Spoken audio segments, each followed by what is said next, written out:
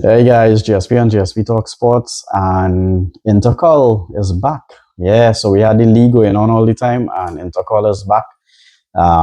Just going to get like into it one time in terms of the matches.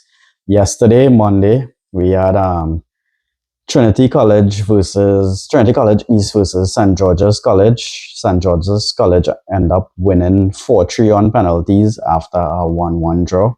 So big win there for St. George's College over Trinity East. We had Fatima 3-0 over Mucrapo Secondary.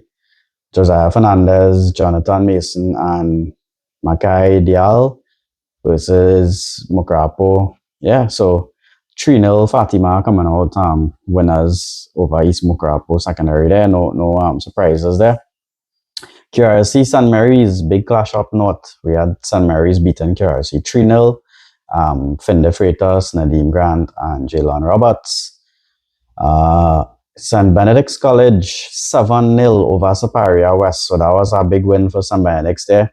Jalen Forbes, Ruben Phillip, Josiah Ochoa with a hat trick, and Adam Pierre, and Elijah David penalty. So big 7-0 win there for St. Benedict's College. Prayers San Fernando 16.14 East Secondary 0. I feel sorry for these teams when I hear these kind of scores, to be honest. So yeah, big 16-0 win for Prayers there. 0.14 East Secondary. I mean, yeah, it's just a golfing class here from the premier teams and the teams in championship or just bottom, right? Rashawn Dube with 6. Yeah. Isaiah Jacob with 4. Nikosi front one set with a hat trick. Josiah Stewart with 1, and Josiane Bain with a double. So big win there for Prez San Fernando. Then we're moving on to Naps 15, Rio Claro 0. So Prez outdoing Naps by a goal there. Naps 15 over Rio Claro West. We had Ryan Redelant with 5 goals here. Michael Bullock with 1, Elijah Edward, Jaden Caprietta, Darius Prokop with a double, Shabani Thomas, Zarian France with a double, Seth Eve with 1, Raquel May Philip with 1. So real hard time there for Rio Claro West Secondary as well, you know. So yeah, those were the matches played yesterday. Upcoming fixtures: St. Anthony's College playing Mucrapo West, Carpichaima East versus Carpichaima West, Chaguanas North versus Prairie Chaguanas. Prairie Chaguanas has been doing pretty well in the championship division, so hopefully they could do something there. Let's see.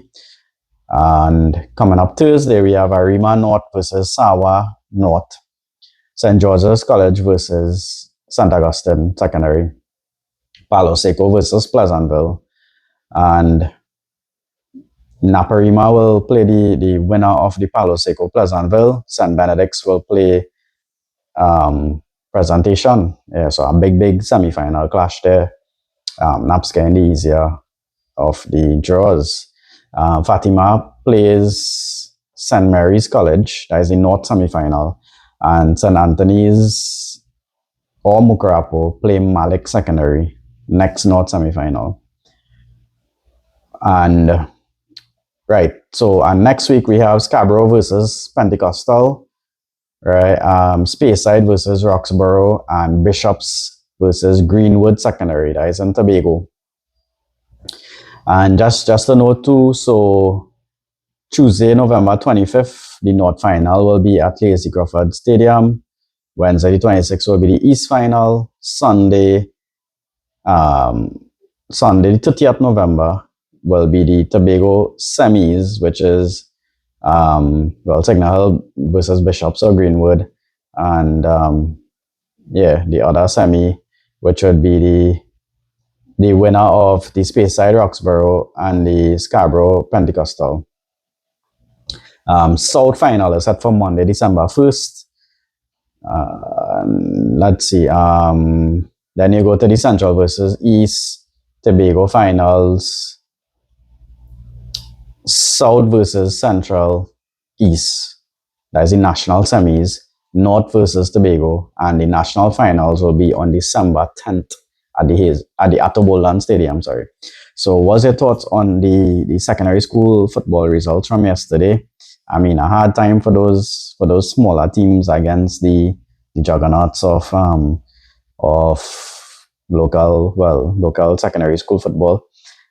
I was asking somebody at a secondary school, the sports coordinator, like, what's the issue why certain schools don't even ever make it into Intercol and such. And shout out to Andy. Yeah, he was telling me that the students that they get coming in, especially after COVID now, just guys who not serious about sports per se, like hardly play football. They're not playing with our club. They didn't learn, I guess, the basics of football. So it's hard to get a team, even though like you have a influx of form ones, like we say 100 odd students. You can't even make up a 11, much less, well, at 22, well, yeah, 11 more or less, with your subs.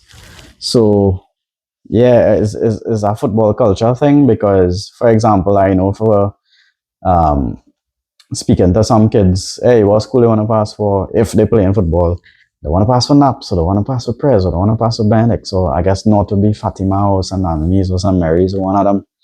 And you would hardly have a boy saying, well, he want to pass for one of the other secondary schools who is a top footballer. And then we all know what happens in terms of even if you have a good footballer in the other secondary schools, the top set would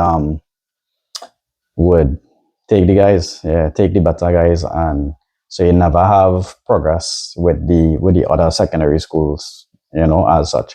And that is why we ended up with these kind of 15-0, 16-0 scores, because if you don't have decent enough players in the other schools and the top schools taking the one or two best players, I guess it'll be hard for the other teams never to reach up, right?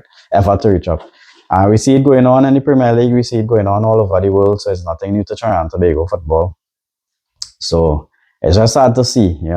Like I, for one, being a coach myself too, I wouldn't mind coaching like a Princess Town, knowing that they have this football in Heritage or Shiva Boys or something to bring them back up. But you had to have a group, or even like a school who never made it, like a Astra or something. You have to have a group of players who um, are serious about football, serious about training, and parents as well being on board.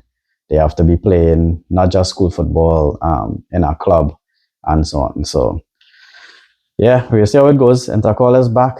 I don't know what's your thoughts for who's gonna win this, but there's an open competition, so anything could happen at any time. So don't forget to like, share, subscribe, and comment. GSP Talk Sports.